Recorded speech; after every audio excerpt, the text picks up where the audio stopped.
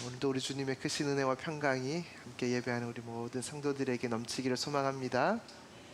일주일간 고난주간 특색 중에 말씀은 우리 매일 성경 함께 묵상하고 있는 본문을 따라서 함께 말씀을 나누려고 합니다. 첫 특세 첫날 여러분들 느낌은 어떠신지 모르겠습니다.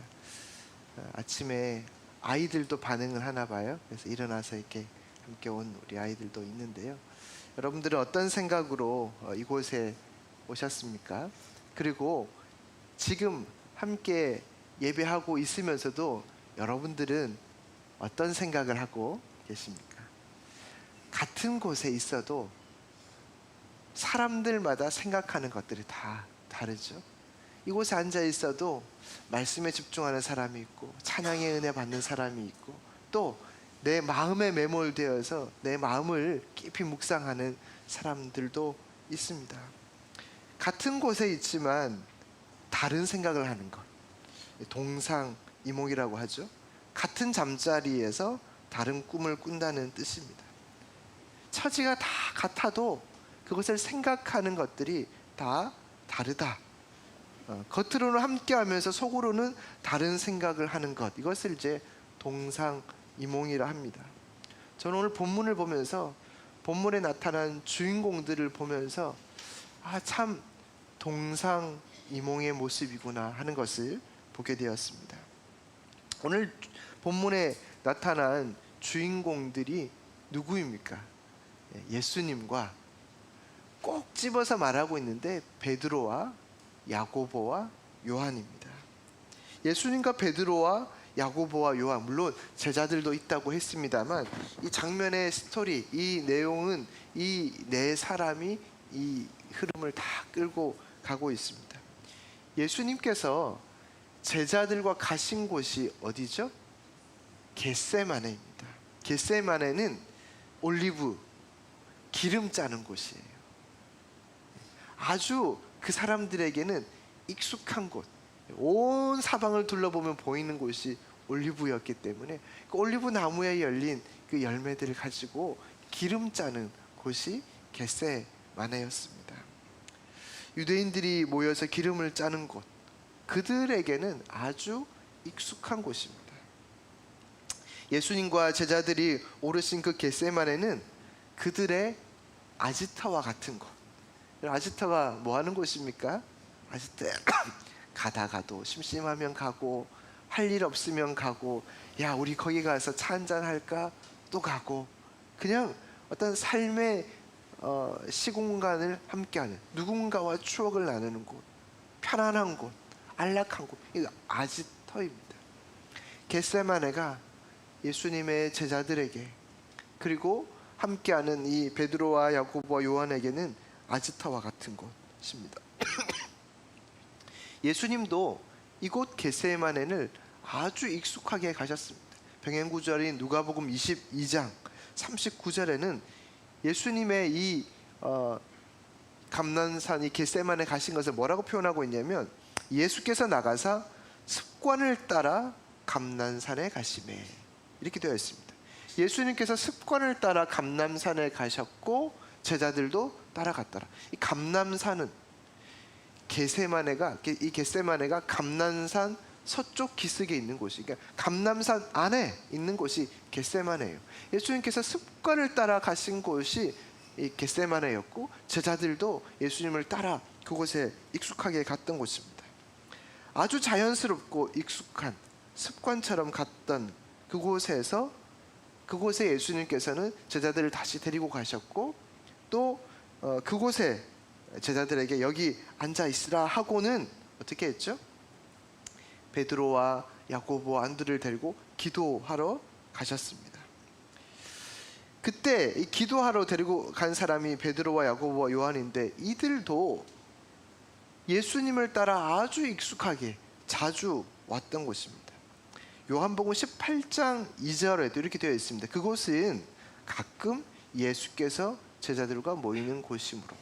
그러니까 이 성경에 보면 예수님께서 이 제자들 야고보와 베드로와 요한을 데리고 겟세마네를 자주 가셨고 기도하러 습관처럼 자주 가끔 가셨던 곳이라고 되어 있습니다.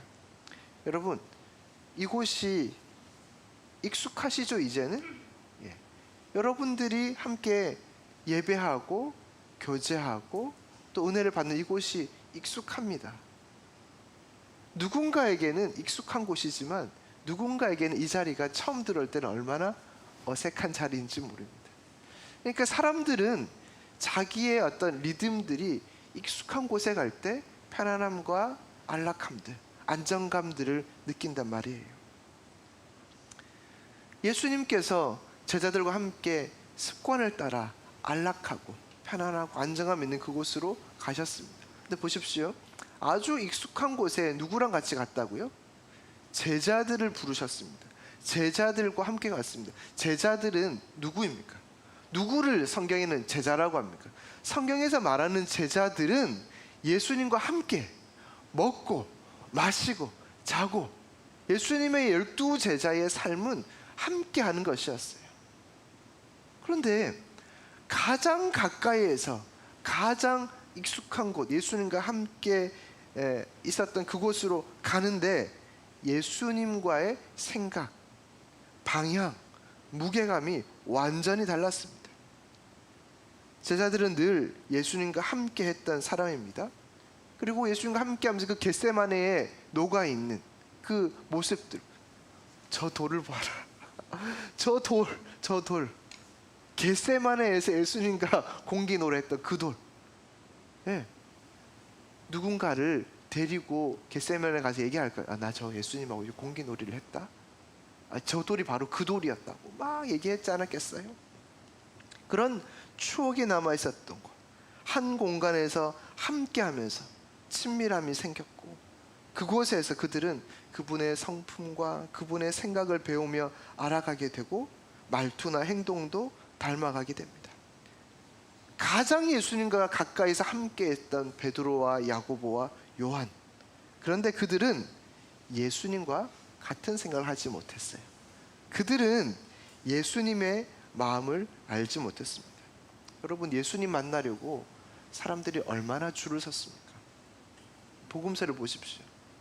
근데 제자들은 예수님과 늘 함께 했잖아요. 누구는 줄을 서고 예수님 옷자락 한번 만나라고 그 멀리서 찾아오고, 그렇게 예수님 만나기 위해서 그 시간들을 다 쏟는데 그들은 그렇게 하지 않아도 특권을 누리는 거예요. 예수님이 밥 먹자 그러면 모이는 사람은 누구예요? 베드로와 야고보와 요한입니다. 앉아서 밥 먹으면서 밥 다 먹었다 자자 그럽니까? 경상도 분들은 그러신다고 하지만 예수님이 제자들과 밥 먹으면서 예수님의 생각을 얘기하지 않았겠어요? 예수님의 마음을 얘기하지 않았겠어요? 예수님의 사명을 얘기하지 않았겠어요? 가장 익숙한 곳에서 가장 가까이 지내면서 예수님의 마음을 듣고 또 들었을 그 제자들, 누군가는 예수님 한번 만나기 위해서 그렇게 몸부림쳐도 만날 수 없었던 그 예수님을 가장 가까이 있으면서도 지금 예수님의 무게와 예수님의 마음을 도대체 알 수 없는 현상을 만나게 됩니다. 가장 익숙한 곳에서 늘 함께 다니고 가장 가까이 있음에도 불구하고 예수님과 생각이 다르고 깊이가 다르고 무게가 달랐습니다. 예수님 어떤 분이십니까? 성경은 66권이 예수 그리스도를 향하고 있어요. 예수 그리스도를 향한다는 것은 무엇을 말하고 있죠? 예수님의 구원, 예수님의 이 십자가 사건. 성경의 66권은 다 예수님의 이 구원을 얘기하고 있거든요. 근데 함께 기도하러 갔던 베드로와 야고보와 요한은 예수님의 사명, 예수님의 무게를 도대체 알 수 없음을 우리는 성경을 통해서 보게 됩니다. 같이 기도하러 갔는데요, 예수님께서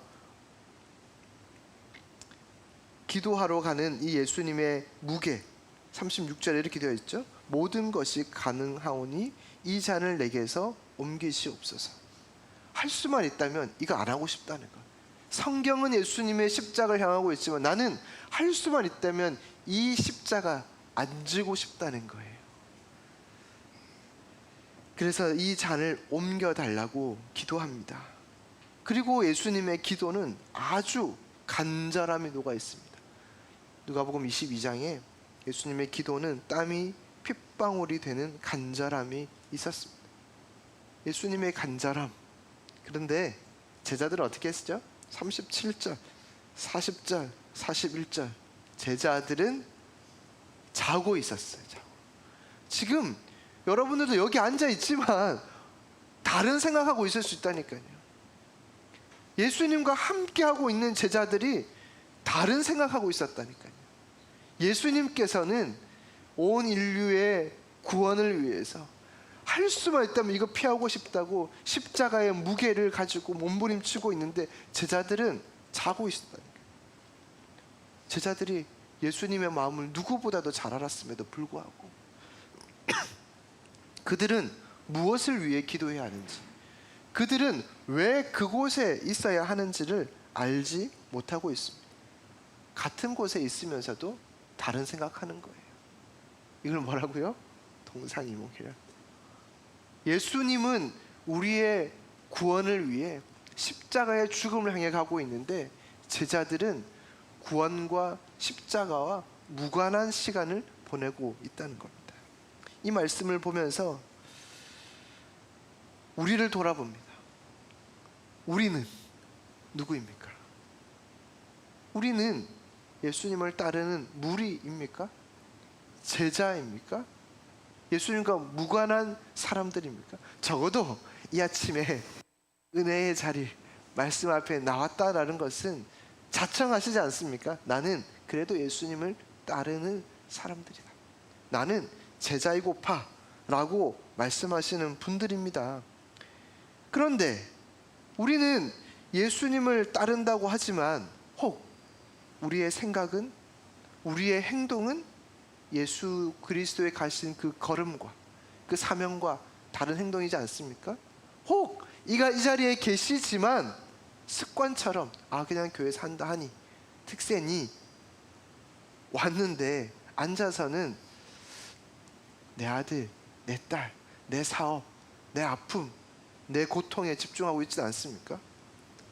그 너머 온 인류를 구원하기 위한 주님의 무게, 주님의 생각, 주님의 사명, 이것은 다른 곳에 있어도 같은 곳을 바라봐야 될 예수님의 제자들이 가지는 사명들입니다. 제자들은 비록 같은 곳에 있으면서 아주 익숙한 예수의 제자의 삶을 살기로 다짐하며 익숙한 곳에서 가까이에서 함께 하나 다른 생각을 했으나 우리는 같은 곳에서 같은 방향으로 달려가야 될 예수의 제자가 될 줄 믿습니다. 행여 다른 곳, 여기서 말하는 다른 곳은 우리의 삶의 자리를 말합니다. 이제 기도하면 여러분 삶의 자리로 다 흩어질 것이잖아요. 가정으로, 직장으로. 이미 직장 가기 위해서 다 준비하고 오신 집사님도 보이시네요. 삶의 자리로 다 흩어집니다. 그곳에서 우리의 사명은 무엇이냐는 거예요. 다른 곳에 있으나 같은 사명을 하에 예수 그리스도가 십자가와 그 죽음과 부활을 통해서 온 인류의 회복과 그 구원의 삶을 사셨던 것처럼 다른 곳에 있으나 우리의 걸음은, 우리의 말은, 우리의 행동은 마치 겟세마네에 기도하시는 그 주님처럼 그런 삶으로 살아내는 여러분들이 되기를 소망합니다. 이 한 주간에도 이 말씀이 육신이 되어 오신 예수 그리스도, 그분의 말씀이 우리의 심령에 잘 담겨져서 은혜로 사시고 그리스도의 죽으심과 부활이 내 삶에 그득히 남는 믿음의 백성들이 되시기를 주님의 이름으로 축원합니다. 함께 기도하십시다.